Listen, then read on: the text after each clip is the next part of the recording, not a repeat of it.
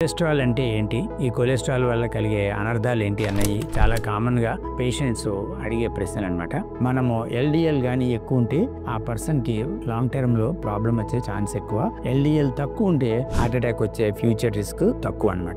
Risk ఫ్యాక్టర్స్‌లో ఒక important risk factor cholesterol అనమాట. ఇవాళ కొలెస్ట్రాల్‌ని తగ్గించేందుకు అనేక రకాల మెడిసిన్స్ వచ్చాయి. ఇంపార్టెంట్‌గా స్టాటిన్స్ అంటారు. మీరు వినే ఉంటారు. ఎటార్వాస్టాటిన్, రోసువాస్టాటిన్ అని. ఈ స్టాటిన్స్ కాకుండా ఇంకా అనేక రకాల మెడిసిన్స్ అవైలబుల్ ఉన్నాయి. ఎజిటమైబ్ అని, ఇప్పుడు ఇంకా బెంపెడోయిక్ యాసిడ్ అని. ఇది కాకుండా ఇప్పుడు ఇంజెక్టబుల్స్ కూడా వచ్చాయి. నెలకి 2 ఇంజెక్షన్స్ కానీ 6 నెలలకి ఒక ఇంజెక్షన్ కానీ ఇంక్లిసిరాన్ అని రీసెంట్గా వచ్చింది. ఈ ఇంజెక్షన్స్ తోటి ఇంకా అగ్రెసివ్ గా మనం కొలెస్ట్రాల్ కంట్రోల్ చేయొచ్చు. సో ఎవరికైతే చాలా సార్లు స్టెంట్స్ అయినాయి, మల్టిపుల్ స్టెంట్స్ పడ్డాయి, చాలా బ్లాక్స్ ఉన్నాయి, బైపాస్ అయింది, ఇలాంటి పేషెంట్స్ అందరికీ కూడా పర్టికులర్ గా అక్యూట్ గా హార్ట్ అటాక్ తో ప్రెసెంట్ అయిన పేషెంట్స్, ఇలాంటి వాళ్ళకి ఈ కొలెస్ట్రాల్ ని బాగా కంట్రోల్ చేయడం అనేది చాలా ఇంపార్టెంట్. ఇటువంటి పేషెంట్స్ లో ఈ ఇంజెక్టబుల్ డ్రగ్స్ ఏవైతే ఉన్నాయో కొలెస్ట్రాల్ కంట్రోల్ చేయడానికి, అవి తీసుకుంటే చాలా బెనిఫిట్ ఉంటుంది. Thank you.